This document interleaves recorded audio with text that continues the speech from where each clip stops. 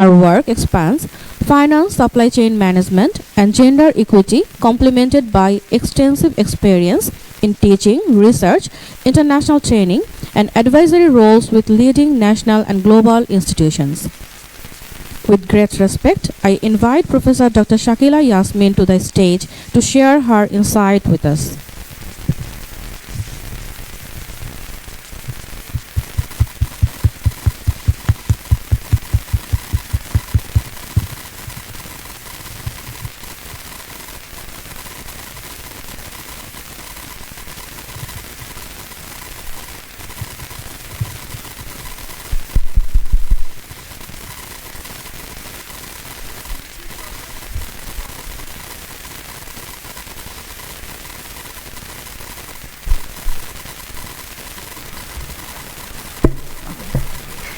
Thank you so much for inviting me here. This is a great honor for me. Regarding today's speech, in fact, I prepared this speech for another university earlier last year. That was University of Texas. But unfortunately, I couldn't go there and I couldn't deliver the speech. So when Varendra University invited me, I thought, okay, I will use that here. The title is Slippery Slope of Scientific Ethics. Actually, I would say academic ethics, because we academicians do a lot of research, and we must hold ourselves responsible for the outcome of our research. Because in many cases, not in many cases, in fact, in almost all the cases, every research, every invention have some positive side as well as negative side. And the process of doing research cuts across a lot of personal, societal, environmental issues that we need to deal with very carefully. So I will talk about those things. This is not a formal talk really. This is just a philosophical thought came in my mind, and the thought was triggered by a recent movie on Robert Oppenheimer.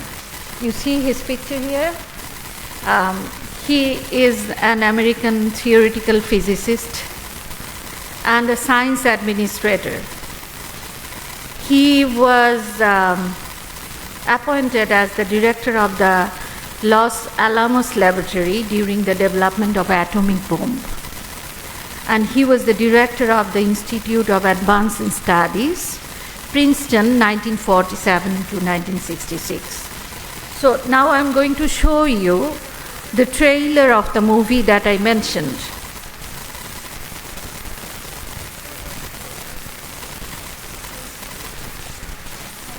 একটু আমার help লাগবে এখানে, একটু এখানে আসুন। আমি এখান থেকে বের হতে পারছি না, এখান থেকে বের হয়ে ইউটিউবটাতে যাব। হ্যাঁ, বড় করবো, হ্যাঁ হ্যাঁ।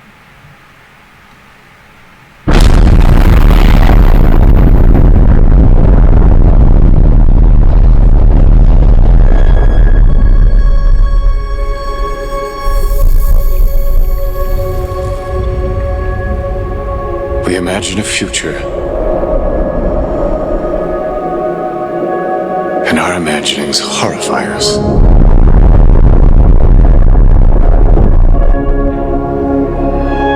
They won't fear it until they understand it.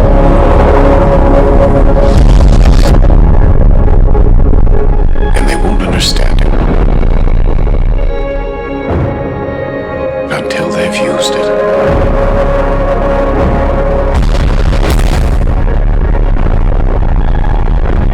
Theory will take you only so far.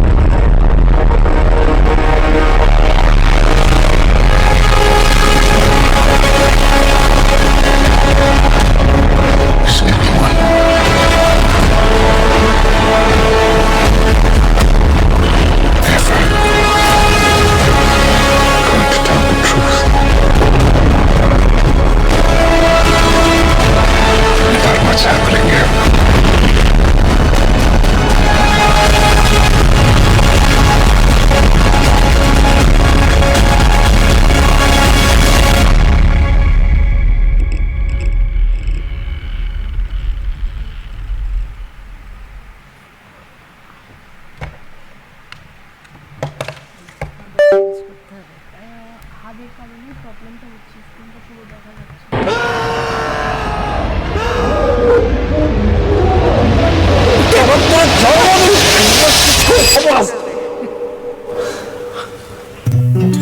Stop করতে হবে হ্যাঁ ওকে এটা ঠিক আছে হ্যাঁ ঠিক আছে So you saw the movie trailer, right? So if you look at the face of the character Oppenheimer, he was really tensed, stressed, but he was bound to do the atom bomb testing. And afterwards, he uttered a quote from Bhagavad Gita. Now I am become death, the destroyer of the worlds. So this is a reflection about regarding the dilemma he was going through, because he was given the state duty of doing this research, developing atom bomb. At the same time, he understood the consequences of using this atom bomb. And that made him believe that he can destroy multiple worlds. And later on, actually, Oppenheimer suffered from acute depression because in Second World War, the US used the atom bomb on Japan, and we know the consequences.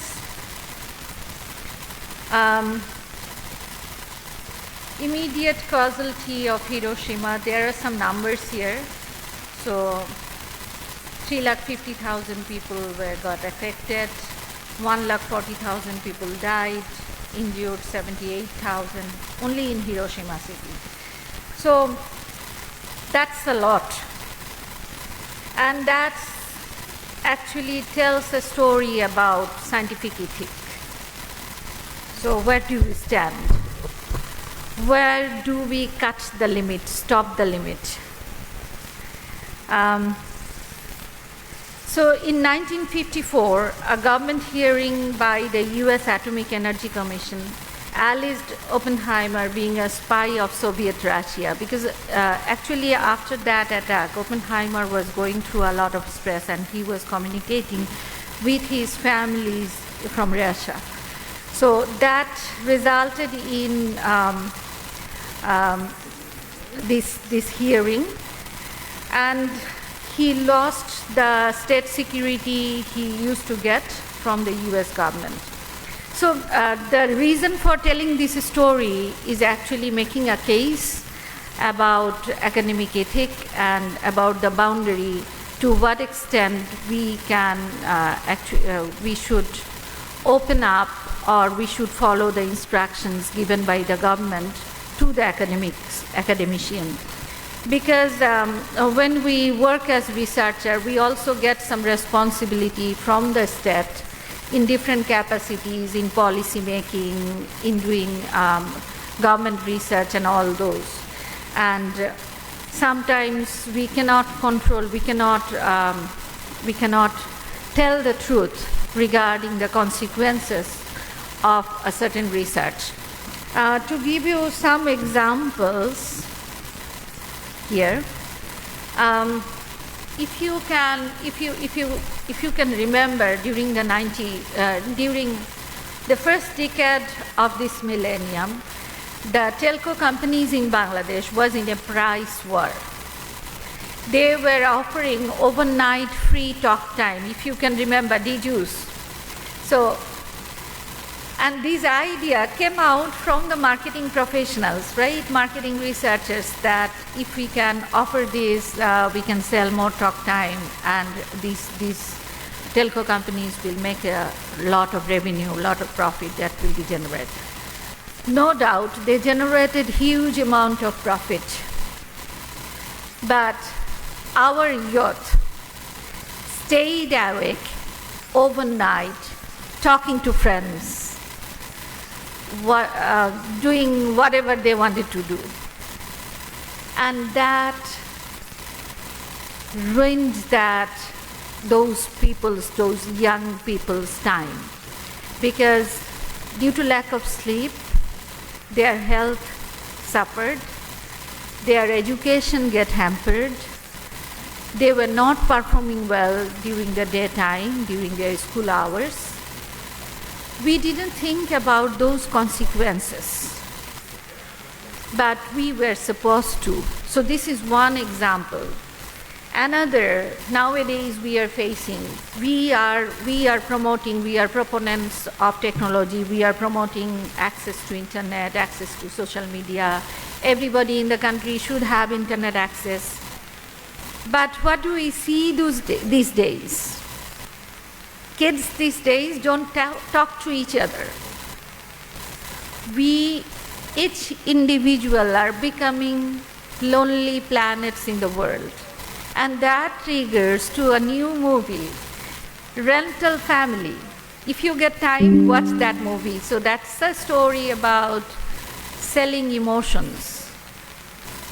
Like one person is playing the role of dad to a kid. Sometimes he's playing the role of a spouse to a woman, because these relationships no longer exist in that movie. And that's the negative impact of heavy use of social media and internet. So we live in virtual world. Nowadays, as academicians, we are coming across AI, ChatGPT. Students are preparing their assignments using ChatGPT. Researchers are doing research using ChatGPT. But when a student submits an assignment using ChatGPT, will we penalize them or will we not? That's a new debate, because this is a technology that makes our life easy. There is no doubt about that. But this is also a technology that is making our students not being analytical to some extent. This is allowing students not being able to comprehend something by themselves. This is hampering their writing ability, their interest to write something on their own. They just give cues to the AI. They just give prompts to the AI, and AI writes things for them. Even the AI can make presentation like I am doing the presentation today. So how do we evaluate these works of the students? That's a big question. In IBA, we have started doing the AI similarity check. And we have found that for some students' work, we get 60% similarity check.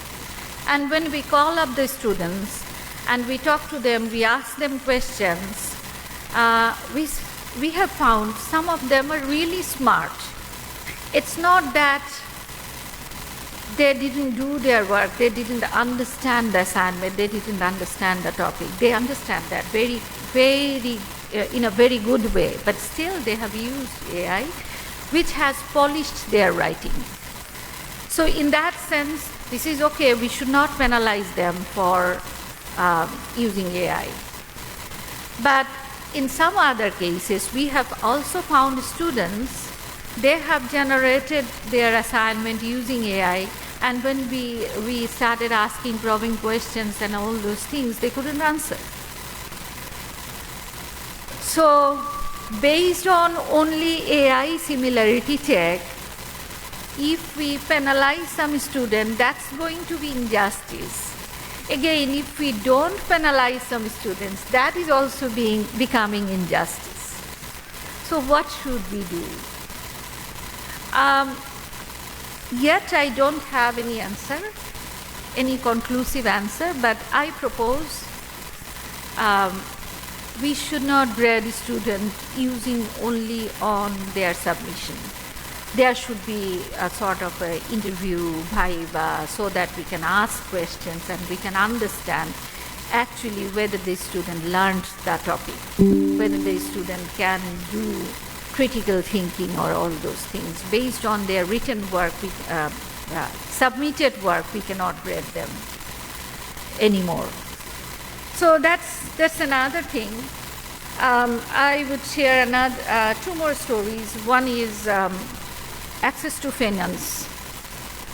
It's been over 30 years nowadays. Microfinance has been evolving. And that has been promoted in the market, showing that people need access to finance. If people get low cost or small loans, they can start business and all those things. But again, we have seen incidents in India, in Africa, regarding people getting spirals of debt. That means they took another debt to pay off an old debt, and then to another larger debt to pay off the older two debts. And gradually they came to a state to commit suicide. So when we marketed microfinance, when we are talking about access to finance, we are not mentioning too much debt is not good for the economy, too much debt is not good for the people, for the families, right? Besides giving debt, we also need to provide other technical supports. Without those technical supports, like management skills, like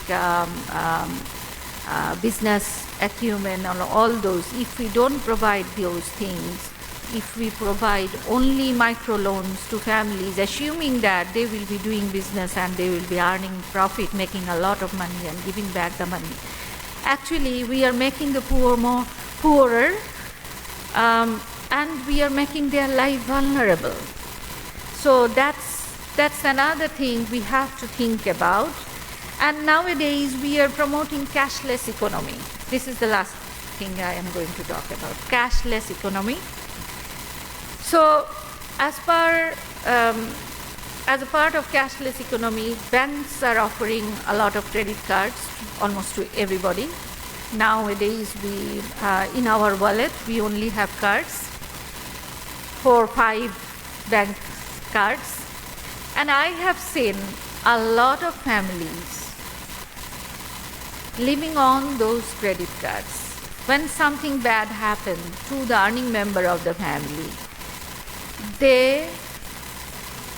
we have to raise funds from charity. We had to raise funds from charity to pay off the overdue debts that family was carrying.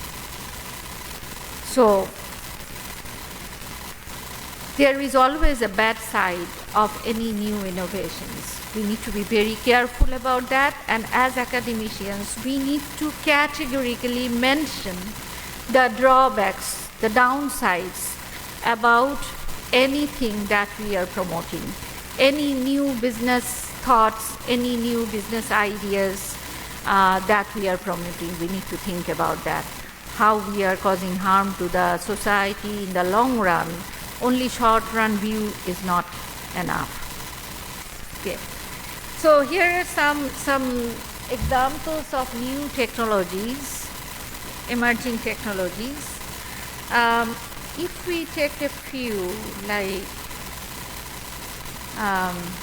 automated vehicles, so you don't need driver, so the vehicle will run itself by itself. Or smart houses these days, you don't need to turn on the lights. As you enter into the room, lights get turned on. AC will be turned on. In cold countries where temperature is below freezing temperature, the heating system will work on its own. When you call up, even for shopping or purchasing anything, or you are buying something, technological product, if you call up the customer care, you don't get, you wait hours to talk to a real person. That kind of make me scared. Because, you know, if you can't communicate with real people, actually we are controlling the machine or machines are controlling us. That's a big question these days. In light with that, I will quote some points from a book called Homo Deus or Sapiens, which is actually written by Yuval Harari. He talks about technological innovation, technological evolution, and he's saying that enhanced cognitive abilities through brain-computer interfaces. These are the realities of technology these days. Genetic engineering to eliminate disease, enhance traits. That means we can increase our cognitive capabilities using chips in our brain, merging human consciousness with AI. So these are the transformations we are going through. Now the ethical and existential questions we have is, what does it mean to be human in this new context? How human we still are, because you will see the new generation is, I would say, they live in their own world, own small bubbles. What is happening outside of that bubble doesn't really affect them. Is that good, bad? We need to think about that. And how do we break that bubble? How are we going to make them connected to the outer world? So that's another thing. And how these changes will affect social inequality. Because we see, whatever we say these days, that we are increasing access to technology and whatever, but we see inequality in the society is increasing. The gap is even becoming larger. And as we are talking about a lot of artificial intelligence, the question is, who will control the direction of human evolution? So, even today, we see that we get a lot of messages, right? Asking that, do you need to buy an apartment, or you need to replace the water filter that you have in your home, right? These are automated messages we get. And this book, Homo Deus, in this book, Yuval Harari says that a person calls to a pizza store and asks them for a pizza. The salesperson tells him, "Sir, you are on diet. You shouldn't have pizza." Then he said, "How do you know that I am on diet?" Because the person is saying that you visited a doctor the other day, and so how do you know that? Because your credit card, you paid a credit card bill. So that means the personal boundary is breaking off.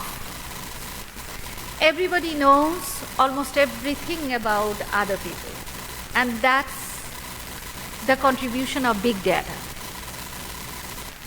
So are we deciding what do we consume? Are we deciding ourselves?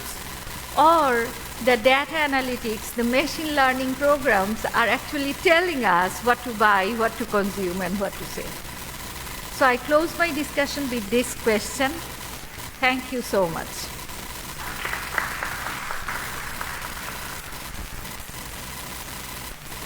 Thank you, Professor. I would like to stay on the stage. Yeah, we'd like to request you to stay on the stage. Okay, so it's really an amazing presentation regarding about the philosophical view of business innovation and sustainable development. That's the theme of the conference. So the way that you picked up the philosophical views and connected to our day-to-day activities, whether these will be perfect or not, and where we are going. And when you said about this, the word security basically lost its security. All right.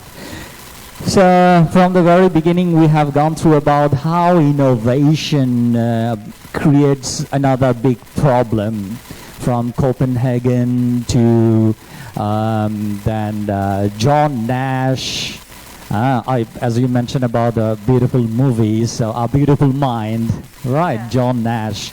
To Marie Curie, when Marie Curie was very worried about her innovations because the radioactivities could make a problem to the world. And same like Rutherford or Niels Bohr, they had a same issue. So, well, there's a really big question. Like, for example, plastic that we use. Plastic, right? You know, just invented 30 years back, 30 to 35 years back. But the dump it created to the whole world through business, because business thought like that this is the cheapest one to make profit, right?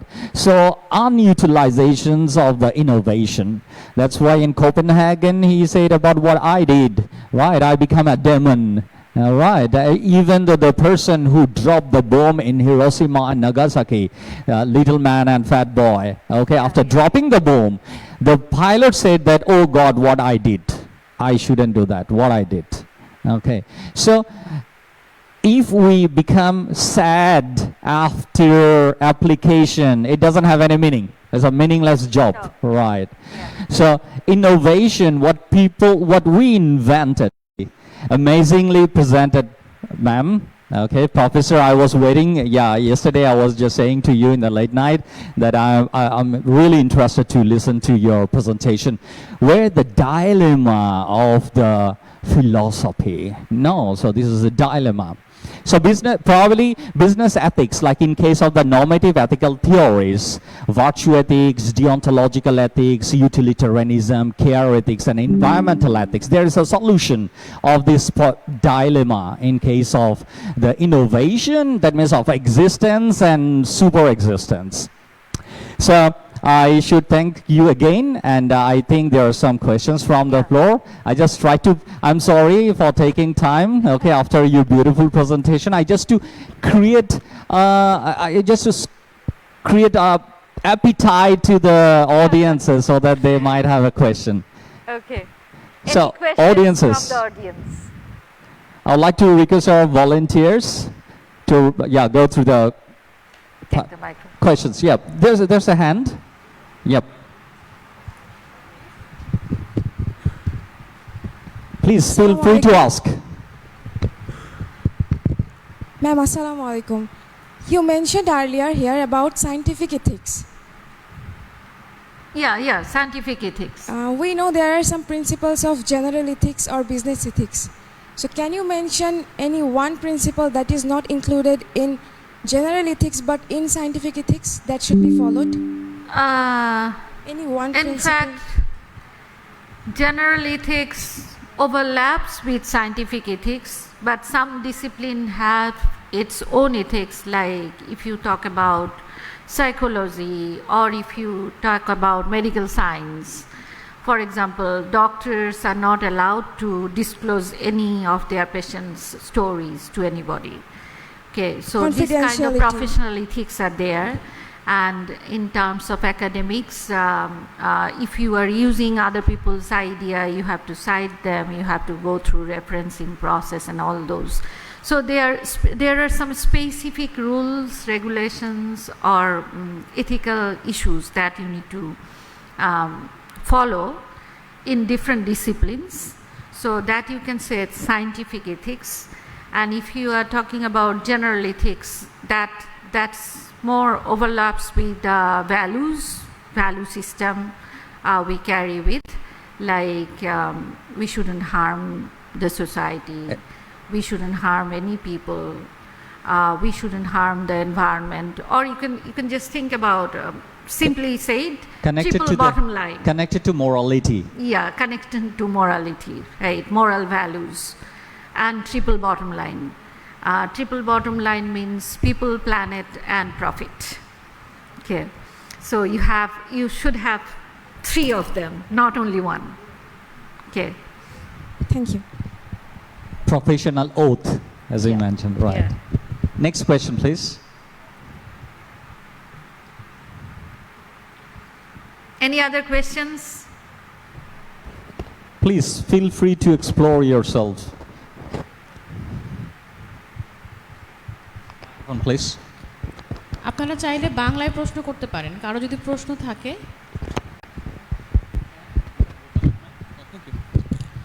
Thank you, Prof, for your nice presentation and showing the scientific ethics. Specifically, my question to the session chair. Is it? My question is specifically to the session chair, if you don't mind. Okay. So, Yeah, sure, please. The professor was talking about the AI similarity test. We know the Turnitin or the plagiarism check. Sometimes the international journals allow for 20%, maybe 25 or maybe 15. Different disciplines have different their characteristics. So my question to the session chair: is there any standard of the percentage that internationally allow for AI similarity? Thank you. Yes. Thank you. Thanks for raising the issue. That's why the question's coming. And thanks for the question. Very interesting issue. Like before we had a Turnitin software, a very strong one that's go for the plagiarism similarities index, right? Okay. Plagiarism. So before that, before going to the direct questions, I need to mention one thing. Like Turnitin is a very critical software that goes for each 5 words. So if you write down "I am a good man" and search into that and send it to Turnitin, Turnitin will say that you have copied this one from thousands of websites, because in thousands of websites it has been written that I'm a good man, right? So the plagiarism similarity is 100%. Now for overcoming, people started to do paraphrasing. Okay, so it has given to the proofreaders, probably some paid proofreaders paraphrased for us. Otherwise, we now give to the AI for paraphrasing. At first, Grammarly came. Later on, now we don't need to go for the Grammarly, Notebook, KLM, no, but like Gemini. Now the questions comes about the more difficult issue that's you said, AI generation. Now here, this is another dilemma. Say for example, you have an idea. You wrote to the ChatGPT, look, this is my idea, can you extend this idea? Now, if I take it and put it in the Turnitin again, in Turnitin there is an AI, there's an option to get how percentage of AI. So it depends on the subscription. All talks about money, right? So over there now question is that when you give the idea and ChatGPT just extend the idea, so who is writing? Human or machine? So let's go for another story. You don't have any idea, you're just giving AI that's give me an idea, and you are working based on idea, and you have collected data, you did everything. Who is the contributor? Another question, you have written everything, that's you have collected data, did the analysis, you connected with the theories, fulfilled the research gap, and made a very good conclusion, and later on you gave to the ChatGPT for proofreading. Now again question that, who is the contributor? Because in all cases, Turnitin says that it has been contributed by machine. So from 2025, as I'm working for the Sustainable Development, one of the top one keyword journal, so we had an instruction at first that how to go, because probably if you submit to the Sustainable Development, right now, today is 29, and we had submission more than 1,200. Okay, so in a year, the submissions are like more than 15,000. And we are working 22 people. So is it possible for us to read one by one paper? It's not for us. So we had in the back end, we have a system. The system says about that if the keywords, if the plagiarism, if the machine languages. So we have put it as different pattern for the machine languages. So for example, when you write from the machine, so machine gives some dash, colon, some different words, okay, that's human never uses. Okay, so from the pattern, we try to find about that how many percentage that we can accept. And that's why whenever you submit any paper, even me, because it goes to the blind peer review, okay, the system automatically reject. We want to decrease our burden as well, because we are also human, right? We have a family life, we have other lives, right? Social life. But I don't want to make myself busy for nothing, because I have not been paid a single penny. So it's a voluntary job. So the question is, in case of the AI generation, we know about that there is another software that is GPT-0. So GPT-0. So if your student just write something, put it into the GPT-0 and get it that how many percentage the students are doing. And another issue is that after getting the GPT-0, that means after getting the result, our machine will say that these are line taking from the AI. There is another software for making humanized AI. We are in a trap, and basically still there is no framework. I hope I could clear you. Thank you. Thank you so much. Any more question from the floor, please?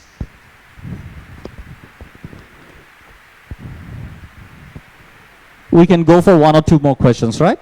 Sir, I have a question. Oh, yes, please. Okay, as we are To the saying- speaker. Okay. My question is, I think, emotional and childish, rather being technical or scientifical. As AI and machine are replacing us, as we are saying, increasingly replace human roles, do you believe there are many fields that will remain uniquely human? Do you believe there will be any field or genre that will be uniquely human even after 1,000 years? My question is, as we are saying, machine and AI are replacing us. Okay, do you not think, do you believe there will be any genre that will be uniquely human? This is really difficult question. We Really can believe difficult. anything, ma'am. Huh? We can believe anything. Yeah, we can believe anything. I it's was not- thinking it's not about about belief, emotional right? things. But even emotions are being replicated by AI these days. Exactly, Yeah. right. Songs Yeah. are written by AI. Novels are written by AI. So do you Yeah, think there will be musics are being composed by AI. Right. So maybe mother's affection. Yeah, there are some machines, robots are there, as you shown over there, robots. The homemade robots will be there. That Okay. can be that also can be replaced. Human company. For me, basically, human. When in 90s, when Windows 90 came, 95 came, so people thought like that, oh, people will be jobless, the machine will do everything. So we have seen that no, new options came up. Yeah. Because we adopted, right? Adoption is important. So if machine controls you, then we have nothing to do. But machine, to be honest, machine cannot control us.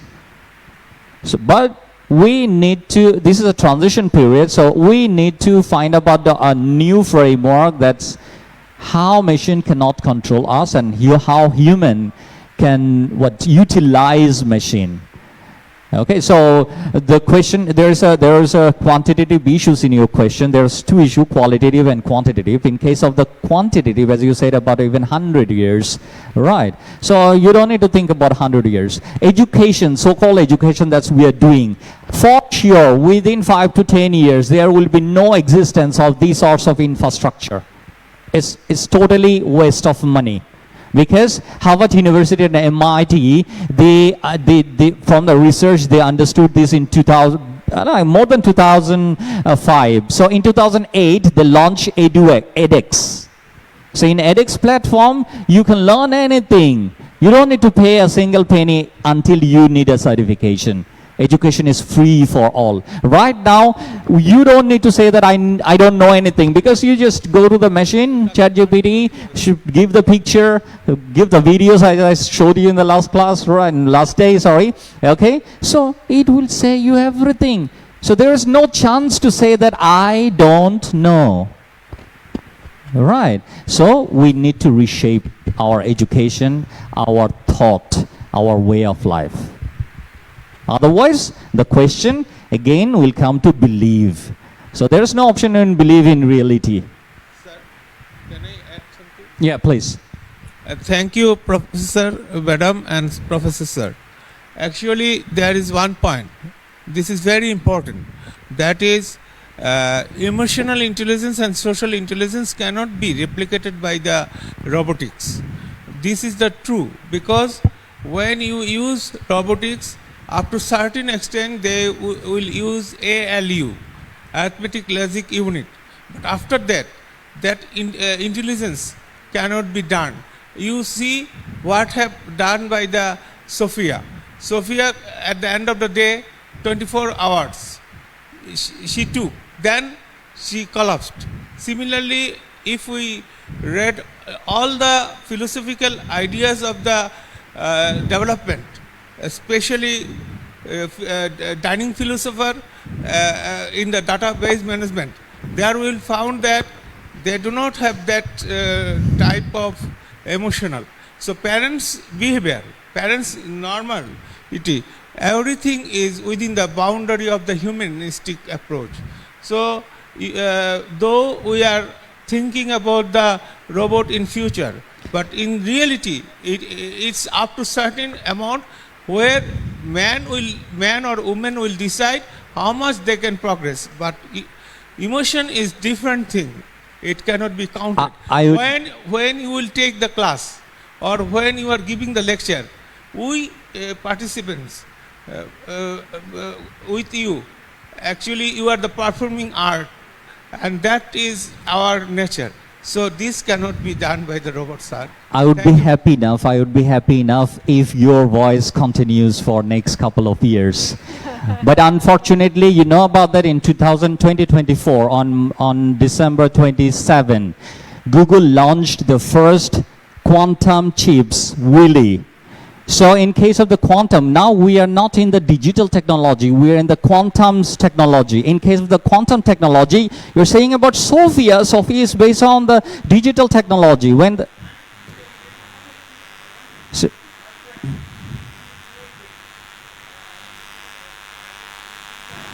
so that your friend neural.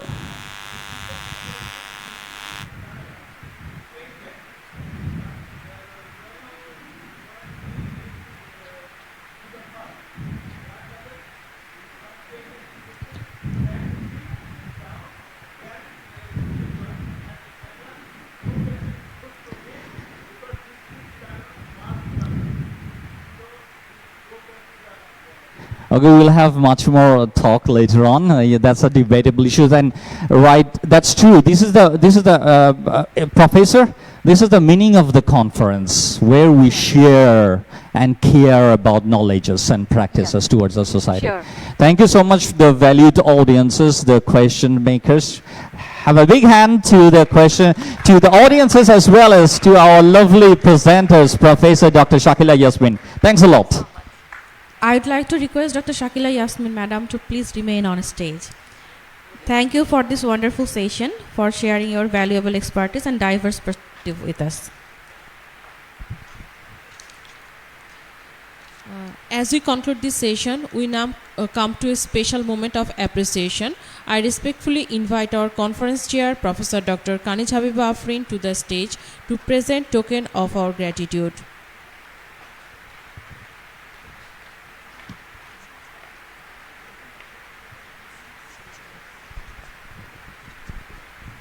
I also like to request our session chair to please come forward to the stage.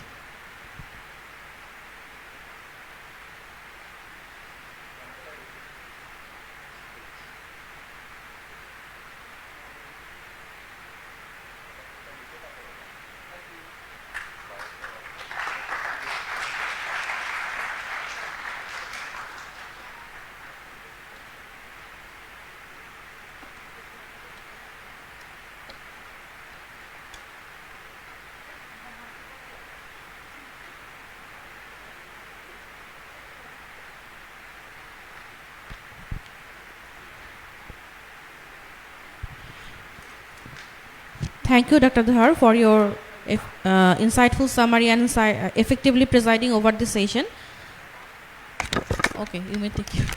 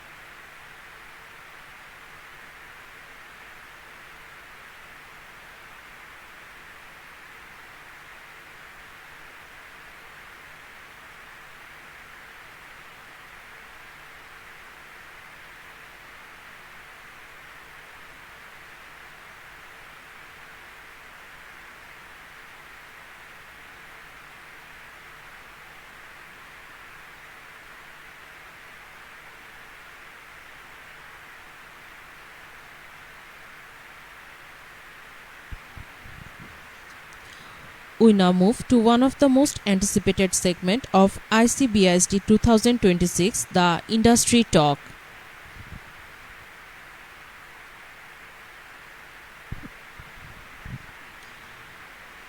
It is my distinct honor to introduce our session chair who will be presiding over these proceedings.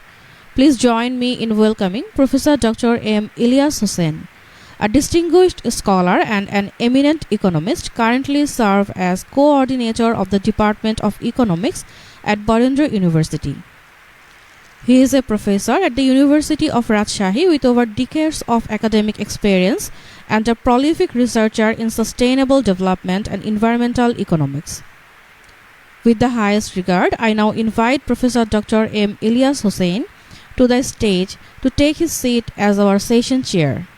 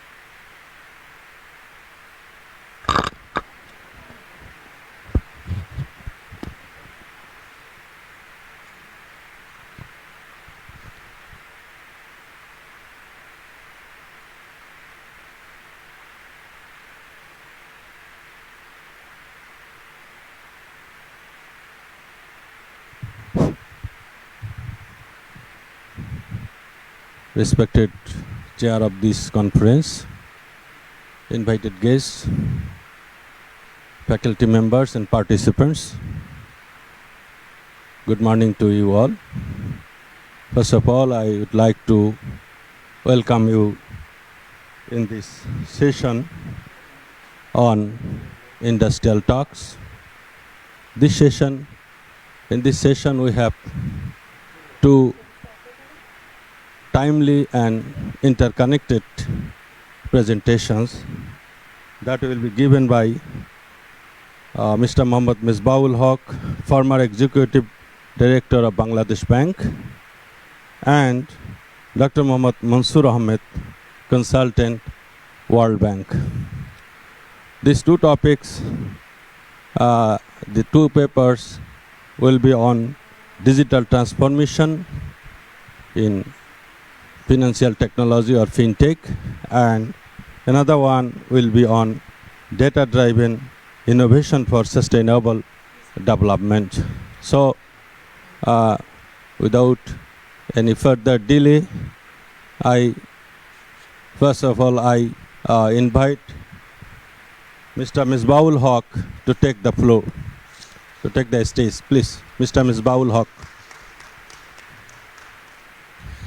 Our first industry speaker is Mohammad Misbahul Haq, former Executive Director of Bangladesh Bank. With over 3 decades of distinguished service at the central bank, Mohammad Misbahul Haq has played a vital role in modernizing national payment system, advancing digital financial inclusion, and ensuring uninterrupted payment operations during critical periods. His leadership in payment system innovation and concluded contribution to capacity building have left a lasting impact on the financial ecosystem of Bangladesh. It is my absolute honor to have him with us today. I now invite Mohammad Misbahul Haq to share his valuable words with the audience.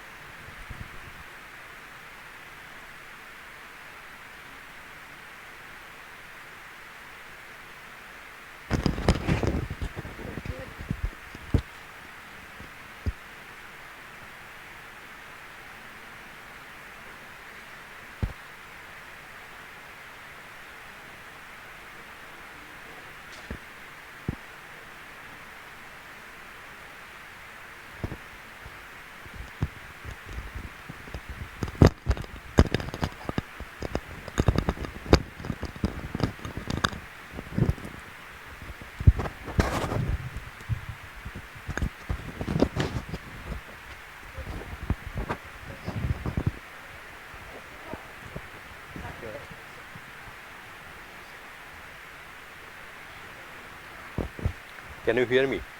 Okay, no. Hello? Can you hear me? Okay.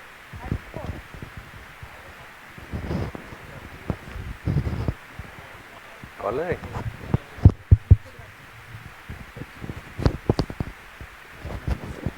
Can you hear me now? Okay. Thank you. I'll do it. Okay, ladies and gentlemen, distinguished guest, Assalamu alaikum and very good morning. My name is, as already mentioned, my name is Mohammad Misbahul Haq. I worked for the central bank for 32 years, and then recently I have taken another role in the industry. So I had the opportunity to work in this digital fintech areas as the regulator of the industry. So I'll show some impact, some concern of the sector, and how we can bring changes by using technologies in our regular business processes. So that's how I'll show my presentation in this session. My previous speaker, Dr. Shakila, has already mentioned some of the downside of these technologies, and basically she emphasized on the ethical use of these technologies in our daily life, and that we call responsible use of technologies in finance also. So we'll come to that. We'll see how this has bring some changes in the people's life. and then we'll share the industry experience, the global industry experience, and then how we are progressing in our country in Bangladesh. Fintech, what is the definition of fintech? It's basically incorporating technologies in your financial services. So that's the simple name of definition of the fintech. And this is not only digitizing the process, this is beyond digitizing the regular process, and this can reshape the entire business process. I am sure that many of you didn't see the manual process of the banking industries. So you are the next generation of that. But previously, everything was done manually. And then you have seen the ATM machines, you have seen the internet banking, you have seen the mobile applications, mobile banking. So these are the impact of technologies in delivering the financial service to the customer. And the whole entire process has been reshaped. From lending to savings to payments to access, everything has been reshaped in recent days by using the technologies in the financial sector, and which essentially resulted in certain benefits to the industry because of the lowering the cost, enhancing the access to finance, access to system actually, and then the transparency and scalability. Think about one thing, how many transactions are you making in a day? Okay, and if the entire population has to, think about Bangladesh, 180 million people, you have to serve them, and if everybody does 2 transactions per day, how many transactions you have to handle, and what is the system capacity that you require? So the technology has made it possible to scale up the service level to that extent. So why fintech? That is one thing. Traditionally, we had the concept of brick and mortar financial system. You will have a branch, people will go to the branch, you will get the financial service from the person, from individual contact and other things. And it failed, because it was only concentrated into the cities and in the large areas where you are having more people, more wealthy people, so that you can make money out of those things and you can recover your cost. So the access to finance for the marginal millions was absent in the society, and service delivery to these people were not even financially viable, because if you want to open an account by visiting a rural area, it will not give you the revenue that will make your transaction feasible. So ultimately, technology comes in. Other than technology, you cannot reach those people. And the technology like mobile platform, mobile internet, those are the enabling factors that created that opportunity for the industry to reach the people.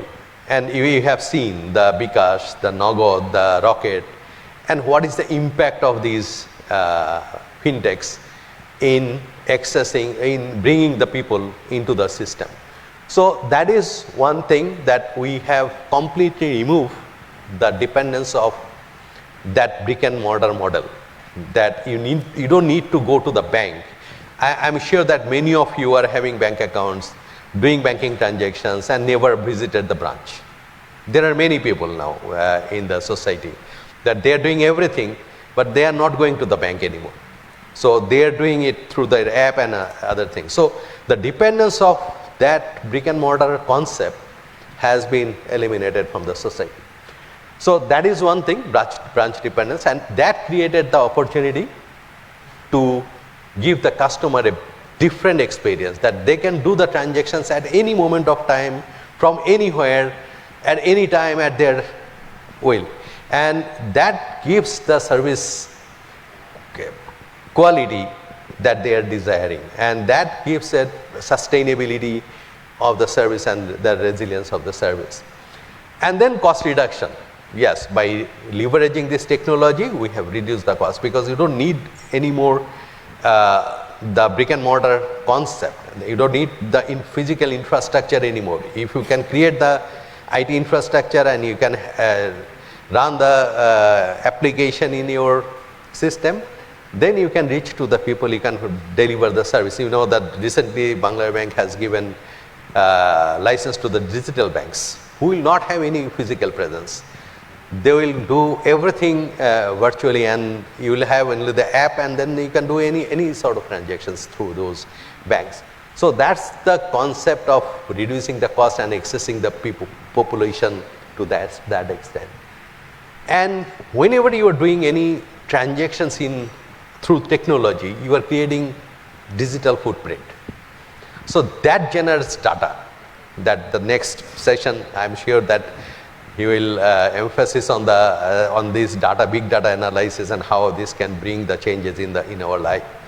So this data, you are generating this data. When you are making the payment digitally, you are creating a data, and that data can be used for your next business decisions, and eliminating the barrier to entry.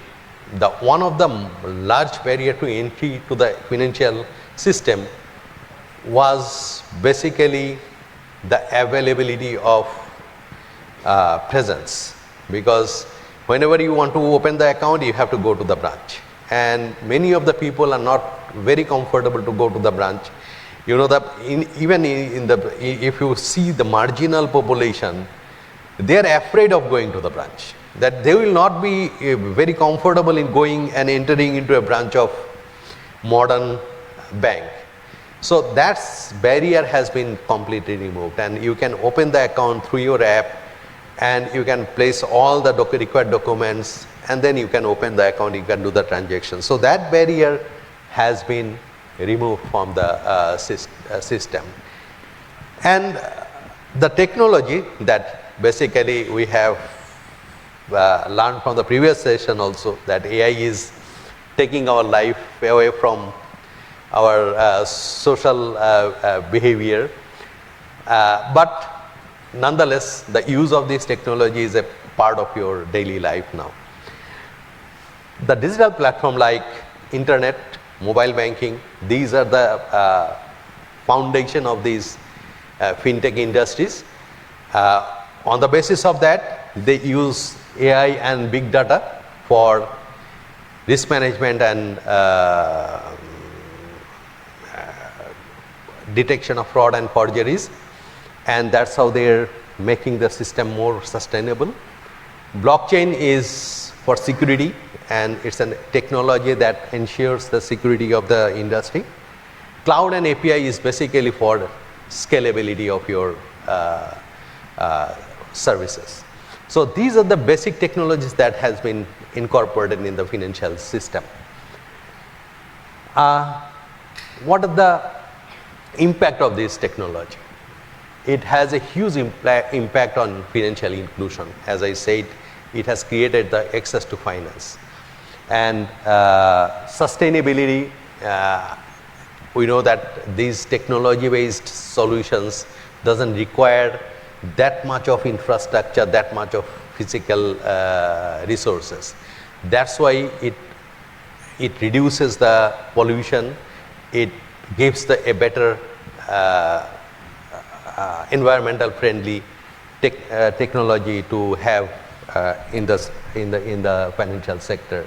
Resilience, we have seen during the COVID-19 period, and it was a test for the industry, that how the payment ecosystem can survive during that closer time and other things. Even in Bangladesh, see, everybody got their salary, how those salaries were paid. Nobody thought about this thing, but everything was done smoothly, seamlessly because of the use of this technology.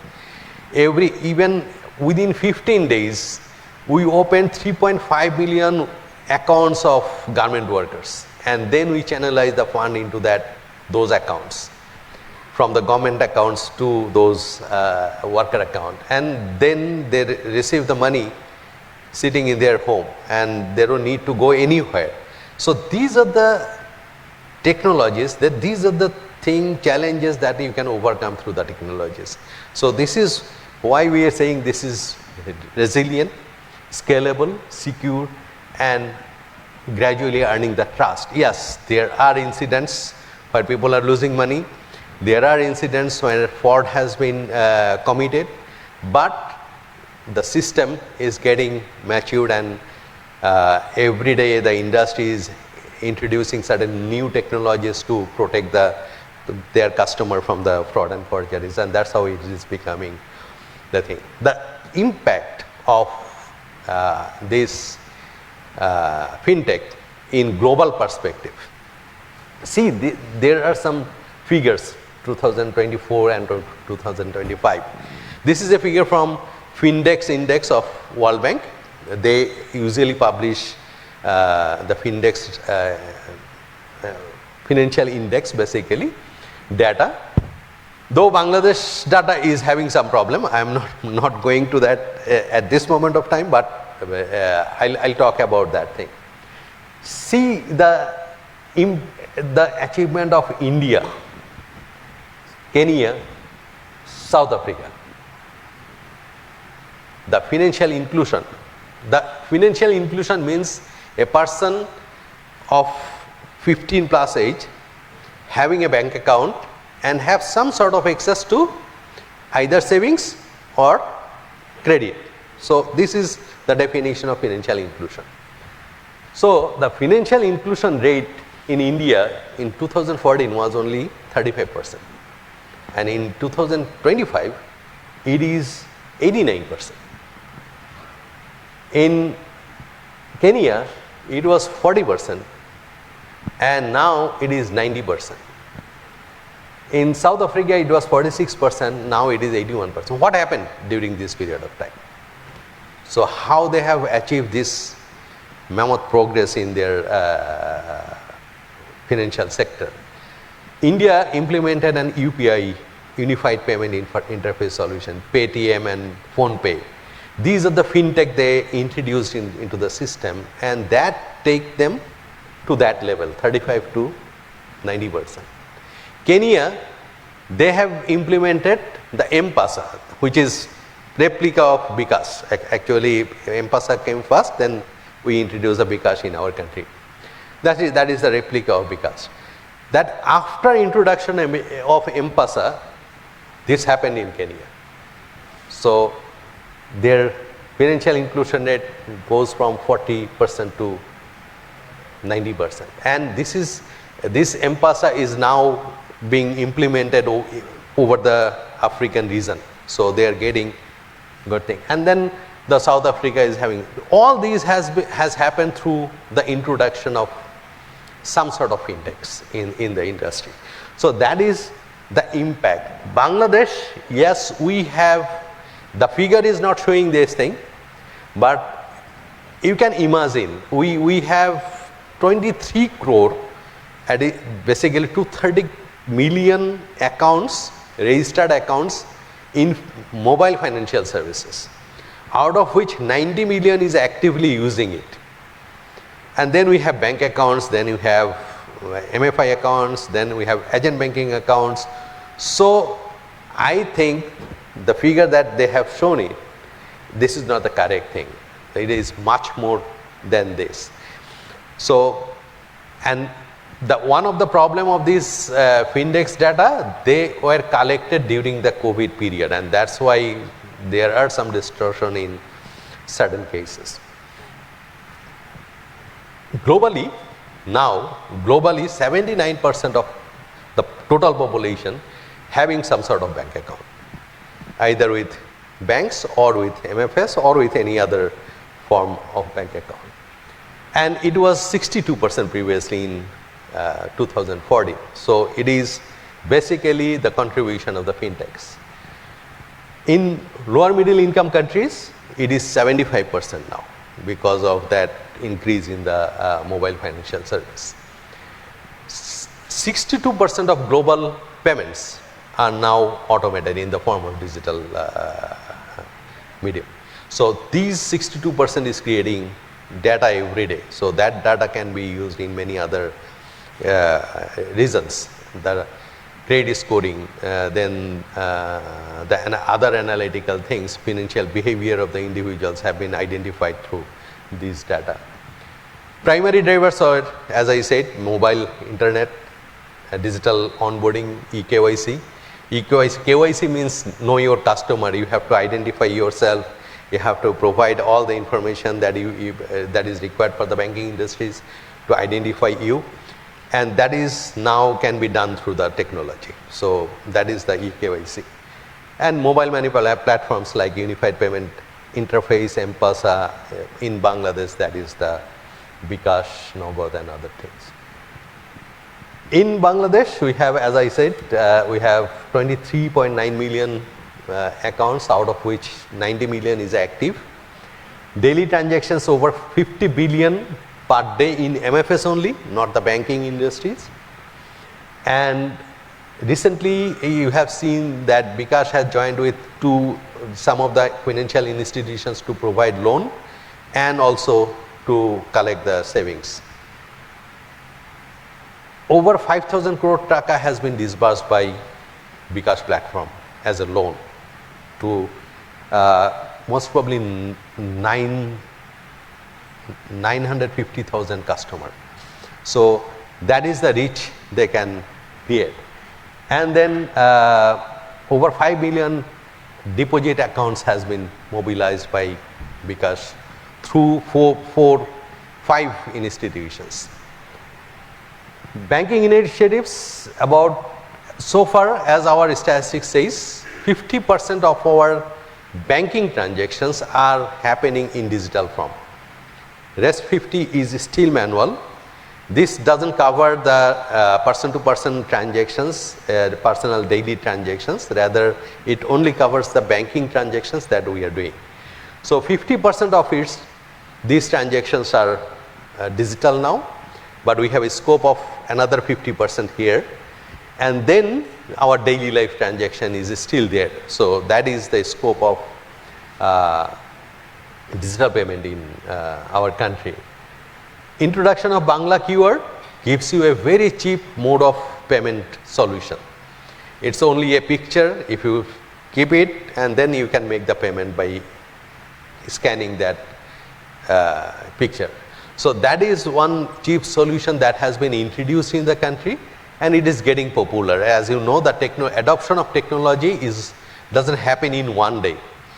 It happens slowly, but once it is accepted, adopted, then it shoots up to an unimaginable level. That happened with the MFS also. Bangla Bank has recently issued license for digital bank and also issued 5 letter of intent for credit bureau agencies. These credit bureau will basically based on the data they will get on individuals. They will do the analysis and they will give you a credit score. And the basis of that credit score, people will be financial industries will finance and determine the credit worthiness of a customer. So that has been given.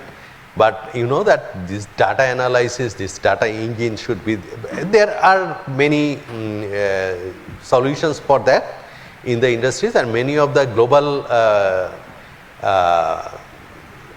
service providers are also coming in Bangladesh. TransUnion is getting a one license. In sustainability, think about the operation of bKash. What happened? In the traditional banking system, we collected all the deposits from the rural area, brought it to the urban area, gave it to the industrialists, they use the money. But what bKash is doing? People are working in the urban areas, all the rickshaw pullers, and at the day end, they are sending money back to their family, to the village. So this is how they are mobilizing the money in the economy, and the rural economy are getting the capital inflows that is required in the society. Reduce cost. Yes, there are so many thoughts in this thing, that whether these fintechs are reducing the cost or not. Think about one thing, if you calculate the send money cost, it's huge for Bikash, and then the cash out cost, it's huge. But these are the solutions not for large transactions, remember this thing. These are the solutions for those marginal peoples who doesn't have any access to the financial system, who doesn't need to pay for their debit card, for their credit card, for their, they need solutions which they can pay and they can avail the service. That's why they pay 10 taka to send their under 1000 taka to their rural areas, to their families. Otherwise, they could have spent much more than this thing. So that is why we are saying it is lowering the cost, because transaction cost is not that much if you consider. Think about one thing, whenever you are sending money from your mobile app, what is the alternative solution for this? You have to go to the bank, withdraw the money, bring it back, and then pay it to the country, pay it to the concerned person. So all the cost, traveling cost and other things, so it's huge. So this is the thing, and these digital fintechs are also expanding the tax base, because you have all the records and every transaction is deducting the tax at source. So you are getting a better tax base. GDP growth, impact of this fintech and this thing. There is a study by McKinsey Global Institutions and Better Than Cash Alliance. They found that users of 12 technology in the country can increase their GDP to 20 to 30%. And AI-centric precision agriculture can increase the productivity from 15% to 16% range. AI to reduce road accidents savings 2% GDP lost per year. Every year we are losing 2% of our GDP due to road accidents and other things. So that can be saved. And only if you can make payment digital, that can boost 1.7%, add 1.7% growth to your GDP. So that's the impact of this use of technology.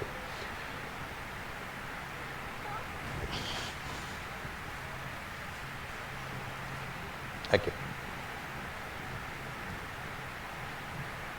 So resilience is basically coming from real time. It's very fast, instant. AI fraud is detected through the AI. AI is used to identify the fraud and detect and prevent the fraudulent activities in the market. Blockchain, it's transparent audit tools. Audit, basically, we have technologies like fintech, regtech, which can ensure the audit trail of the journey, digital journey that we have in our, how many minutes do we have? Okay. So this is the digital journey that we have in Bangladesh. Biometric NID was introduced in 2008. Bangladesh Automated Clearinghouse was introduced in 2010. MFS launched in 2011.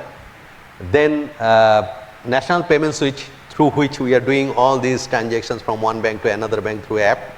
That happened in 2012. Agent banking launched in 2013. Real-time gross settlement system has introduced in 2014. Smart NID comes in 2016, and ICBISD this is a software used by the government which automated all the government payments. Now if you want to receive any payment from the government, scholarship payment or any other thing, it will directly come to your bank account, and this has been automated fully. So government is having a huge automation initiatives in that area. And then we have QR payments, eKYC, and the Bangla QR. So this was the journey so far in the digital journey, and this is the current number of debit card is over 3 crore, Number of credit card is 2.4 million, 24 lakhs. Number of prepaid card is 58 lakhs. Total transaction in card transactions 477 billion. So these are the transactions that see the growth of these, each of these transactions and each of these components. In the capital market, the journey was like that. 2033, we have the CDBL that has been implemented. 2004 to 13, we have dematerialized all the shares till 2013. 2016, launched the DSC app, which is basically now created the opportunity from 2020 that all brokers are connected to the DSC terminal, DSC server, and they can trade from anywhere in the country, so authorized places in the country. Prospects of Bangladesh, we are still having 53% of our transactions in cash, and all the e-commerce transactions, if you say it's delivery versus cash payment. Okay, so these are the areas where even your toll plaza is not automated. You have all the thing, all the infrastructures, but still there are a lot of things to be done. We are still lagging behind our peers and the regional peers in terms of digital payments and other things. So that is one area. AI credit, now people are thinking that credit to SME, credit to CMSME, microfinance, these are no more viable through personal contact and other things. So basically the AI and app-based credit program will take over to this segment, and this already has happening in the country. SME credit, we are saying growth potentials, unlocking the new market thoughts, innovative financial solutions can bring additional profit to the financial system, and most of the banks are now focusing on SME because they have burned their fingers by investing in corporates.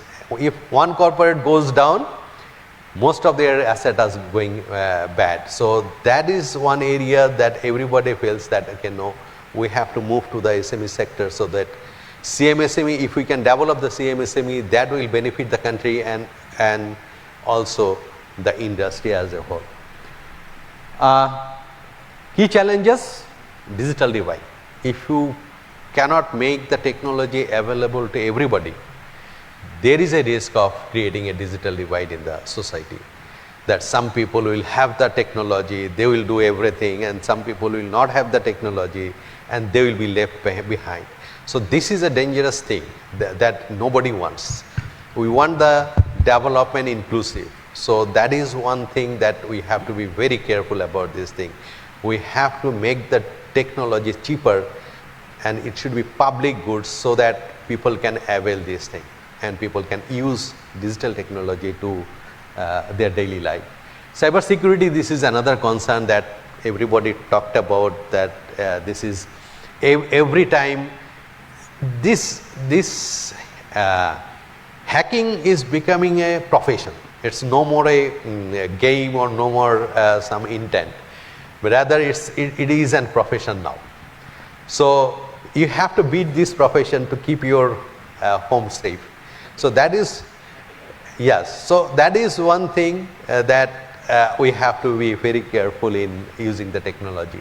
Low literacy is another problem. In our country, financial literacy is really a challenge for the whole nation, but we are gradually improving, but there should be initiatives from everywhere, from the industry, from the academics, from everybody should try to develop this financial literacy, otherwise the market will lag behind.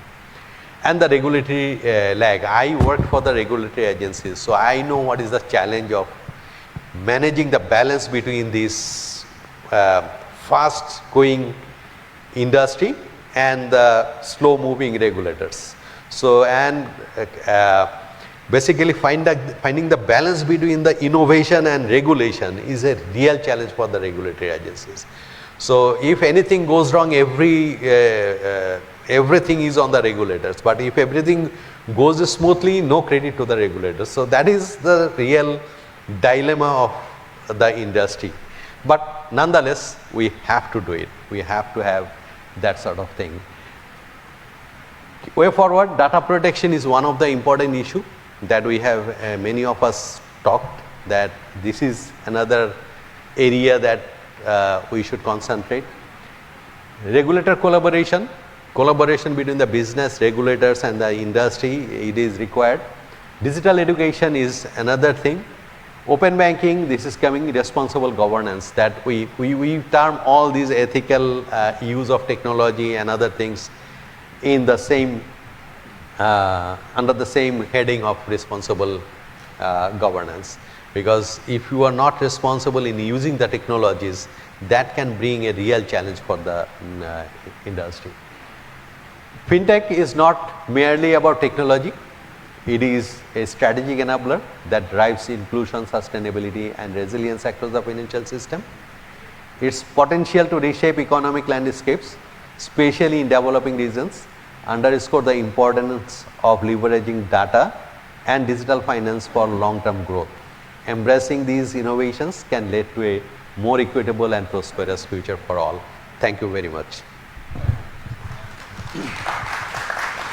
Thank you, Mr. Misbahul Haq, for your nice presentation.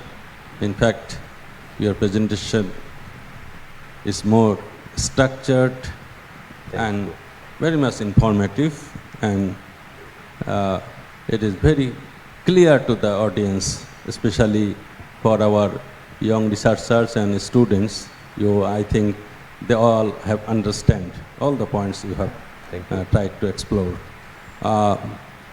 Unfortunately, we are running short of time, so we don't have any scope for questioning. So one question, one question allow.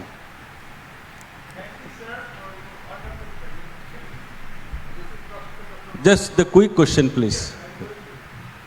My question is, you rightly observed about agent banking system, and now whether you think fintech is being saved after 5 to 10 years, because I'm seeing that you told about digital divide. When digital divide is right, those who are the well-to-do get the access to the market, they will take the money and outflow the money, Okay. Please. Thank you very much. Let me correct you. For wealthy people, you don't need technology. Rather, we'll go to them and give them the money. It's not for, technology is not for the wealthy people, because there are so many people to serve the wealthy people. Technology is for the marginal peoples who doesn't have access to this finance, and that is why technology can bring the changes in the marginal millions. As you said, that whether this will be creating a digital divide, I have already mentioned that this is the responsibility of the regulator, industry and the government. Yes, so that this doesn't happen in the nation. That's why you know that government is also working on this thing, that they are making the technology cheaper. There is a demand from the society and market also that we should make them as public, digital public infrastructure. Digital service should be public service, that they should be declared. So that's why it is there, and we have to ensure that this should not create any digital divide in the society. But technology is the only solution that you can provide. I think we got the point from Mr. Haq. Unfortunately, we cannot allow any more question because we are running short of time, and after the break we have another session. Just reflecting on the paper of Mr. Misbahul Haq, we explored the many advantages that the digital transformation can offer us nowadays, and he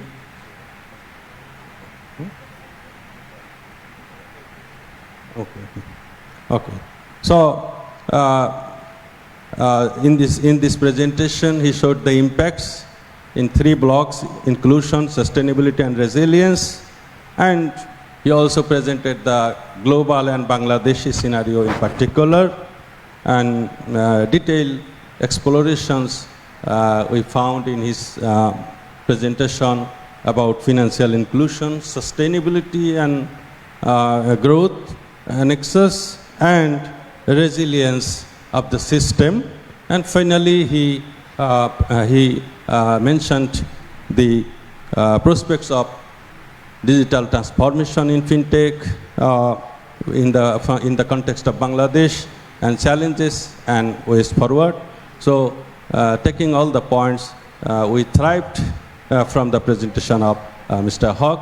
So, give a big hand for Mr. Ms. Paul Haq. Thank you very much, Mr. Ms. Paul Haq. Thank you. Thank you very much. So, our next presentation will thank be you to given all. by Thank you to all. If you have any further question or anything you want to know, I have my contacts to the organizers. So even if you can mail me, you can personally contact me. Thank you very much for so your nice of you, Mr. Haq. Thank you. Still, Mr. We will have tea session, and during the tea session and break, you can discuss with Mr. Haq. So our next presentation,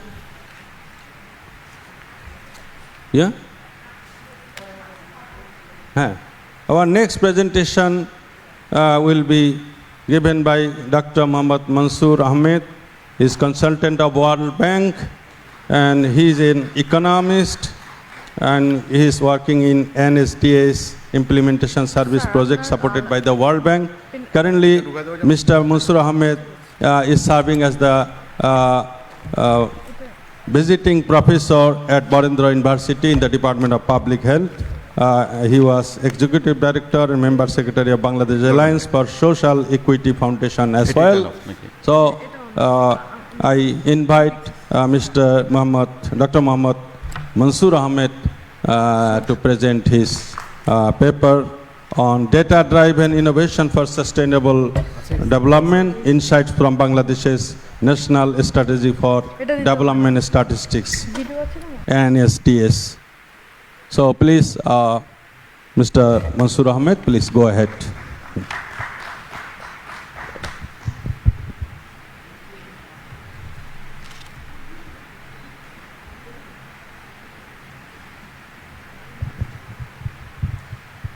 So we are running short of time, so please. 20 minutes. Okay, fine. Keep it within I the took time. private level best to go.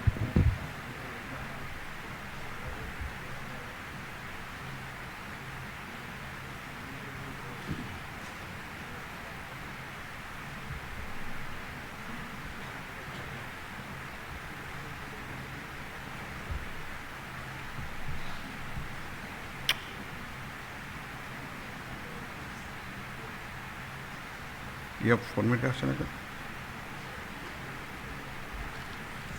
Slide move. Oh, sorry.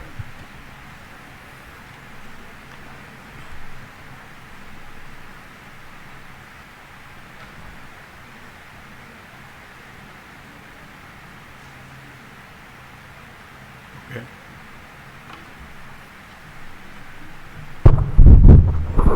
Can you hear? Okay. Assalamu alaikum, very good morning.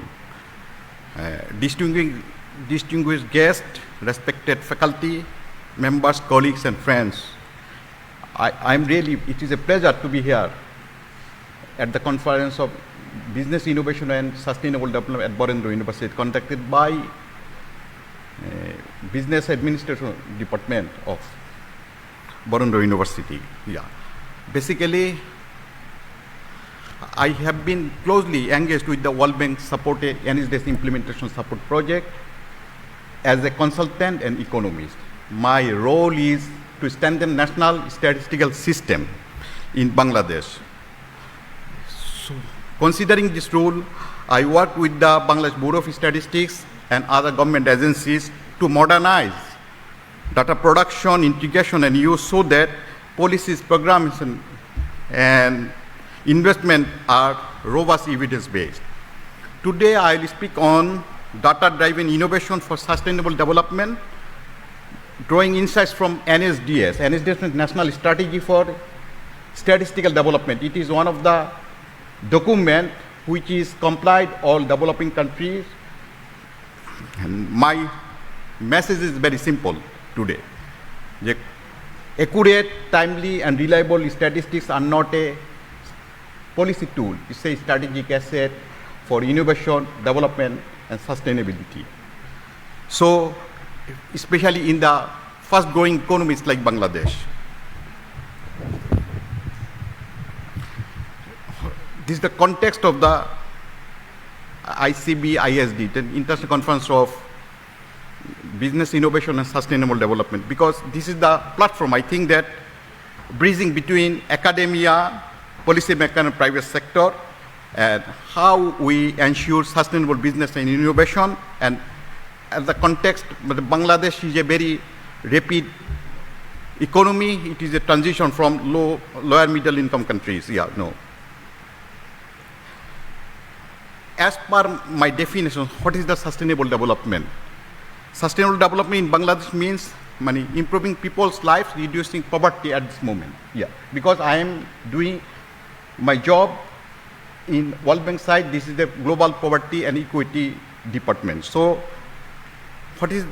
if I consider sustainable development through job, education, health, business, and infrastructure without damaging environment, also overusing natural resources and creating risk that will harm future generation. This is my definition. Now, I am working on the NSDS. That means National Strategy for Statistical Development. Basically, it is a global concept recommended jointly by the developing countries. In 2004, in Maracay Action Plan for Statistics. This initiative was taken by the World Bank, OECD, and Paris 21. Paris 21 is a partnership for statistics for development of statistics.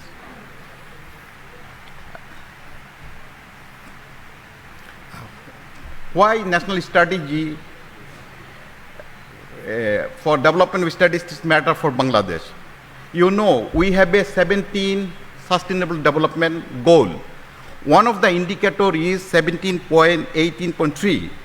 The number of countries with fully funded and under implementation of NSDS aiming to enhance high quality data production.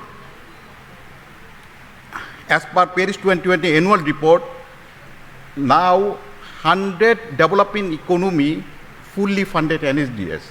So, as a consultant of NSDS,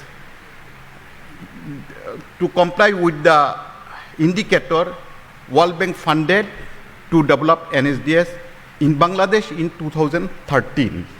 Now, first NSDS is expired. It's a 10 years NSDS, 2013 to 2023. And now it's a second NSDS, which is under process. It is now in Cabinet Division for approval. This is second NSDS 2025 to 2030. Now, in my NSDS, the data serve as a strategic asset for innovation, evidence-based policy, and sustainable development. Role of NSDS: provide a roadmap strengthening the national statistical system by improving data production, management, dissemination, use. Data collection to dissemination, whole thing are in the NSDS. Statistical capacity and modernizing system across the entire data life cycle. Importance of the reliable, accurate, timely statistics are essential for evidence policy making. This is sustainable development, goal tracking, and inclusive development. In my methodology, last NSDS, we have lot of review, consultation workshop, and high-level meeting. Then we prepare first NSDS. This is 2030 to 2023, which is already expired. Now we are revised NSDS. This is 2025 to 2030. In 2025 NSDS, there is after a lot of consultation meeting with the government officials, private sector, and whole stakeholder, we decided 8 strategic priority areas. First, improving of quality and coverage of core statistics, strengthening